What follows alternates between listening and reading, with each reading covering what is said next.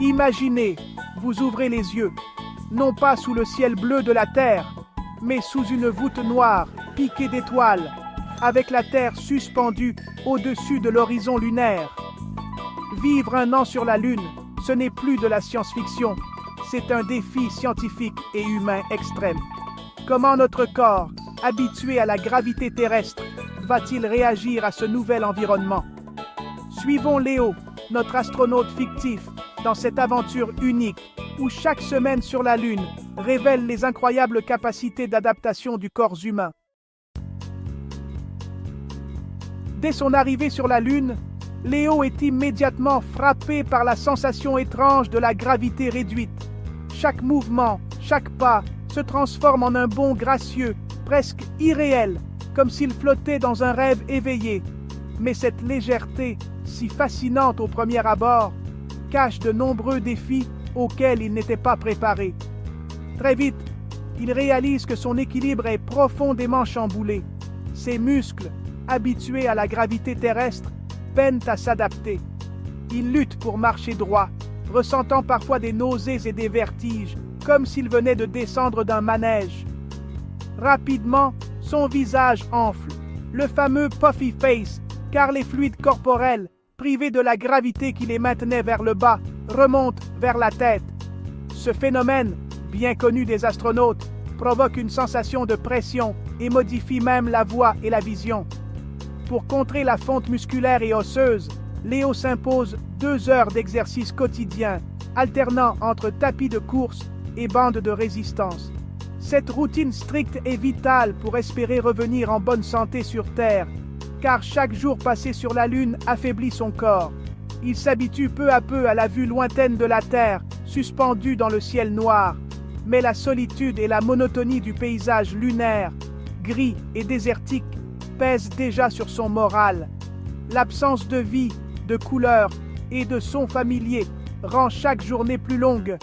L'habitat est exigu, la nourriture, lyophilisée, manque de saveur, et la communication avec la Terre est décalée, rendant les échanges avec ses proches rares et précieux. Léo doit apprendre à composer avec l'isolement, la routine et l'éloignement. Pour survivre à cet environnement extrême, Léo doit non seulement prendre soin de son corps, mais aussi de son esprit. Il médite, écrit dans son journal et cherche chaque jour de nouvelles façons de garder espoir et motivation, car sur la Lune, l'adaptation est la clé de la survie. Au fil des semaines, la transformation s'accélère. Léo perd de la densité osseuse et musculaire malgré ses efforts. Son cœur devient plus paresseux. Sa pression artérielle baisse et il adopte une posture différente, presque fétale. Les sorties en scaphandre sont épuisantes, mais la routine scientifique s'installe. Psychologiquement, l'euphorie laisse place à la nostalgie de la Terre, visible chaque jour par le hublot. Un quart de la mission est passé et Léo n'est déjà plus le même. À mi-parcours, Léo a stabilisé ses pertes musculaires et osseuses grâce à un programme d'exercice rigoureux et à une alimentation soigneusement contrôlée. Chaque jour, il s'entraîne dans le module de sport du module lunaire, luttant contre la gravité réduite pour préserver sa force et sa santé. Les progrès sont encourageants, mais la vigilance reste de mise. Pourtant, un nouveau défi apparaît. Sa vision se trouble, conséquence de la pression des fluides sur ses yeux. Un effet secondaire bien connu des séjours prolongés en microgravité. Léo doit s'adapter à cette gêne visuelle qui rend certaines tâches plus difficiles et l'oblige à redoubler de prudence lors des sorties extravéhiculaires. L'isolement devient le principal défi. Coupé de la Terre, loin de ses proches, Léo ressent parfois le poids du silence lunaire et l'immensité du paysage désertique. Les communications avec la Terre sont limitées et la routine s'installe, rendant chaque journée plus longue. Pour préserver le moral, l'équipage organise des activités collectives, soirées, jeux, projections de films et même des repas à thème pour célébrer les anniversaires ou les fêtes terrestres. Ces moments de partage sont essentiels pour maintenir la cohésion et l'esprit d'équipe. L'habitat simule un cycle jour-nuit grâce à un éclairage artificiel sophistiqué afin de limiter les troubles du sommeil et de préserver l'horloge biologique de chacun. Malgré tout, certains membres de l'équipage peinent à trouver le repos, perturbés par l'absence de repères naturels. Petit à petit, Léo maîtrise la gravité lunaire.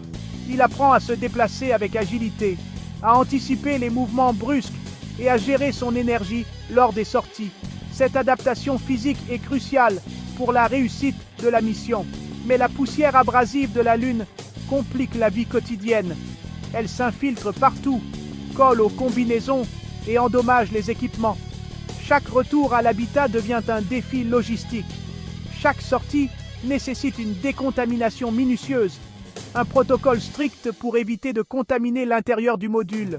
Ce rituel, fastidieux mais indispensable, fait désormais partie intégrante de la routine lunaire. Après 6 mois, Léo n'est plus un simple visiteur. Il connaît chaque recoin de la base, chaque nuance du paysage lunaire.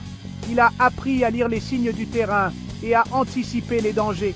Il est devenu un véritable habitant de la Lune, s'appropriant peu à peu cet environnement hostile et fascinant. Ces quartiers sont décorés de souvenirs de la Terre, témoins de son adaptation. Mais l'adaptation a un prix.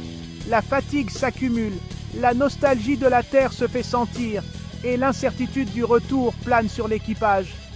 La seconde moitié de la mission s'annonce tout aussi exigeante, pleine de nouveaux défis à relever et d'obstacles à surmonter. Mais Léo et son équipe sont prêts à continuer l'aventure, portés par leur détermination et leur solidarité. La routine s'installe, mais l'ennui et la monotonie sensorielle menacent l'équilibre mental de Léo. La réalité virtuelle devient un refuge pour stimuler ses sens, tandis que son système immunitaire s'affaiblit, le rendant plus vulnérable. La digestion ralentit, le goût s'émousse et la nourriture perd de son attrait. Son corps change, visage bouffi, jambes fines, peau plus lisse mais sèche. Sur la Lune, le vieillissement s'accélère à l'intérieur, tandis que l'extérieur semble rajeunir. Les derniers mois approchent et la perspective du retour sur Terre devient obsédante. Léo intensifie ses exercices pour préparer son corps à la gravité terrestre. La nostalgie grandit. Il rêve de pluie, d'herbe, de la chaleur humaine. L'équipage se soutient, partageant espoir et crainte. Les préparatifs s'accélèrent. Expérience bouclée, habitat rangé, échantillon prêt. Le départ est un déchirement. La Lune est devenue sa maison, mais le retour sera une nouvelle épreuve. De retour sur Terre, Léo ne tient plus debout. Son corps, après 12 mois passés dans la faible gravité lunaire, a perdu ses repères. Ses muscles, autrefois puissants, se sont affaiblis, ses os se sont fragilisés, et même son équilibre lui fait défaut. Chaque mouvement, chaque pas, demande un effort immense. Il doit tout réapprendre, comme un enfant qui découvre la marche pour la première fois. Les gestes les plus simples, comme se lever ou tenir debout, deviennent de véritables défis. Léo ressent dans sa chair à quel point la vie sur la Lune a transformé son corps. La rééducation sera longue, exigeant patience et persévérance. Les médecins surveillent de près la densité de ses os, la force de ses muscles et la capacité de son système immunitaire à se réadapter. Certaines séquelles, os fragilisés, muscles atrophiés, système immunitaire affaibli, pourraient être irréversibles. Mais Léo n'est pas seul. Une équipe médicale l'accompagne à chaque étape, l'encourageant à retrouver peu à peu ses capacités. Il doit aussi réapprendre à gérer la gravité terrestre, qui pèse désormais sur chacun de ses gestes. Psychologiquement, il revient transformé. L'expérience lunaire a bouleversé sa perception du monde. Il porte désormais un regard neuf sur la Terre, conscient de sa fragilité et de la chance d'y vivre. Les souvenirs de la solitude lunaire, du silence et de l'immensité l'accompagnent à chaque instant. Cette aventure l'a marqué à jamais. L'adaptation à la vie terrestre est un choc, mais aussi une renaissance. Retrouver l'air frais, sentir la chaleur du soleil, marcher sur l'herbe, autant de sensations oubliées qui prennent une saveur nouvelle. Chaque instant sur Terre devient précieux, porteur d'émotions et de gratitude. Vivre 1 an sur la Lune, c'est repousser les limites du corps et de l'esprit humain.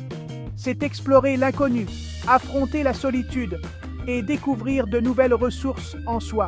Cette expérience extrême révèle la capacité d'adaptation de l'être humain, mais aussi ses vulnérabilités. Cette aventure révèle à quel point nous sommes fondamentalement des enfants de la Terre. Malgré nos rêves d'exploration, notre planète reste notre véritable foyer, irremplaçable et fragile. Léo, comme tous les pionniers de l'espace, revient avec une certitude. La Terre est unique et il faut la préserver.